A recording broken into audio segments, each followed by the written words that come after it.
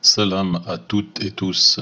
Dans le cadre de cette vidéo, nous allons étudier le verset 7 de la sourate 3, dont la traduction laisse supposer l'existence de versets équivoques. Et nous allons démontrer qu'il n'y a pas de verset équivoque, autrement dit à maintes interprétations. L'objectif étant de proposer une traduction du sens le plus proche du texte dont l'expression est arabi.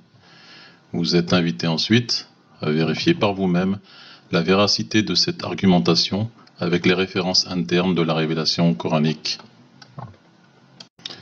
Tout d'abord, nous allons en rappeler deux versets. Le premier verset est le 82 de la sourate 4. Ne médite-t-il donc pas sur Al-Qur'an s'il provenait d'un autre qu'Allah? Ils y trouveraient de maintes contradictions. Le second verset est le 28 de la sourate 39. Un Qur'an arabe dénué de tortuosité afin qu'il se préserve. Ainsi, selon ces deux versets, il ne peut pas y avoir de versets à maintes interprétations dans la révélation coranique. Or, dans la traduction traditionnelle du verset 7 de la sourate 3, il est indiqué qu'il y a des versets équivoques à interprétations diverses. Pour rappel, voici la traduction classique de ce verset. C'est lui qui a fait descendre sur toi le livre. Il s'y trouve des versets sans équivoque, qui sont la base du livre, et d'autres versets qui peuvent prêter à d'interprétations diverses. Les gens donc, qui ont au cœur une inclinaison vers l'égarement, mettent l'accent sur les versets à équivoque, cherchant la dissension et essayant de leur trouver une interprétation, alors que nul n'en connaît l'interprétation à part Allah. Mais ceux qui sont bien enracinés dans la science disent « Nous y croyons ». Tout cela est de notre Seigneur, mais seuls les doués d'intelligence s'en rappellent. On constate donc que cette traduction est contradictoire avec les versets 82 de la sourate 4 et 28 de la sourate 39. Nous allons par conséquent vérifier la pertinence de celle-ci en étudiant mot à mot le verset afin d'aboutir à une traduction la plus fidèle au texte dont l'expression est arabi. Nous allons procéder à la traduction mot à mot du verset 7 de la sourate 3, en le divisant en sections et en les étudiant l'une après l'autre. Comme vous pouvez le voir, nous avons une première section sur laquelle figurent des zones en couleur, le bleu clair pour repérer les mots clés masculins, la couleur orange permet quant à elle de repérer les mots clés féminins. Cette première section du verset dit la chose suivante. Il est celui qui révéla à toi le livre dans lui, des ayats législatives. Elles sont la fondation du Al-Kitab, du livre, et d'autres ressemblants.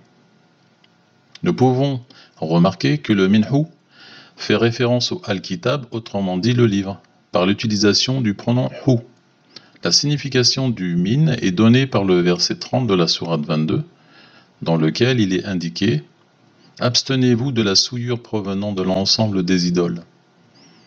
Ainsi, le min fait référence à la totalité des idoles, car la souillure les concerne toutes. Donc, le min concerne la totalité de l'intérieur d'un groupe. Maintenant, regardons la signification de deux autres mots associés au mot ayat, qui est traditionnellement traduit par le mot verset. Le mot ayat est un mot féminin. Le premier mot est muhkamat. Pour en comprendre le sens, prenons les versets 112 de la sourate 21 et 37 de la sourate 13. Dans ces deux versets, nous avons deux mots avec une racine commune. Le mot ahkum, voulant dire juge, dans le 21-112, et le mot uhkam, voulant dire législation, dans le 13-37. Ainsi, la racine du mot muhkamat renvoie à la loi. Il est donc traduit par la législation. Passons maintenant à la suite du verset où l'on trouve le mot mutashabihat. Le sens de ce mot est donné par le verset 23 de la sourate 39. On lit un livre dont certains versets, certaines parties du kitab se ressemblent, ce qui confirme que les autres ressemblants font référence au ayat et non au al-kitab dans le verset 7 de la sourate 3. Dans cette nouvelle section de ce verset, nous avons les mots suivants.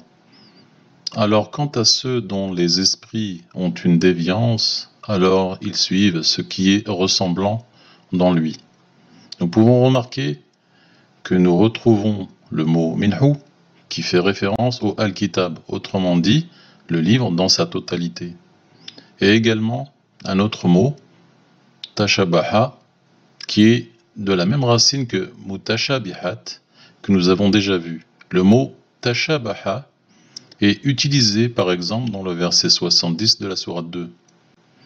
On parle de vaches qui se confondent, autrement dit, qui sont ressemblantes. Ainsi, ceux qui ont un esprit tendant à dévier sont ceux qui suivent ce qui est ressemblant au livre, donc au Al-Kitab. Autrement dit, ce qui est extérieur au Al-Kitab, ce qui est repéré par le point K2. Passons à une autre section du verset. Dans cette section, nous avons les mots suivants. Cherchant la dissension et cherchant son interprétation, et nul sait son interprétation, mais Allah.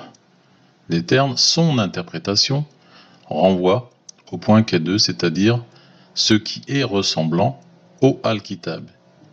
Il s'agit donc de l'interprétation des sources externes au Al-Kitab. À notre époque, des sources comme les Ahadith, la Bible, etc. Passons maintenant à la dernière section du verset 7 de la sourate 3. Elle indique « Et ceux qui sont fermes dans le savoir, ils disent « Nous adhérons avec lui, tout dedans provient de notre éducateur, et nul n'en prendra instruction, mais les possesseurs d'intelligence. » Nous pouvons noter le mot « bihi », c'est-à-dire « avec lui », qui fait référence au Al-Kitab, par l'utilisation du pronom « hi », dont le lien est repéré par K3. Nous allons maintenant consolider cette analyse en proposant une traduction. Finalement, nous aboutissons pour le verset 7 de la sourate 3 à une traduction la plus fidèle du texte dont l'expression est arabile suivante. Il est celui qui a révélé sur toi le livre dans lequel se trouvent des versets signes de législation qui sont la fondation du livre et d'autres versets qui se ressemblent. Alors, quant à ceux qui ont dans leur esprit une inclinaison vers la déviance, ils suivent ce qui est ressemblant au contenu du livre, cherchant la dissension et cherchant une interprétation à ce qui est ressemblant, alors que nul n'en connaît l'interprétation, mais Allah. Et ceux qui sont fermes dans le savoir disent « Nous y adhérons, tout est de la part de notre éducateur, mais nul ne prendra instruction, mais les possesseurs d'intelligence. » Un rappel pour conclure. Le verset 36 de la sourate 17 indique « Et ne poursuis pas ce dont tu n'as aucune connaissance. L'ouïe, la vue et l'intelligence, sur tout cela en vérité on sera interrogé. » Puis le verset 42 de la sourate 2 « Et ne mêlez pas le faux à la vérité, ne cachez pas sciemment la vérité. » Cette présentation se termine. En conclusion, il n'y a pas de verset équivoque dans la révélation coranique. Salam à toutes et à tous.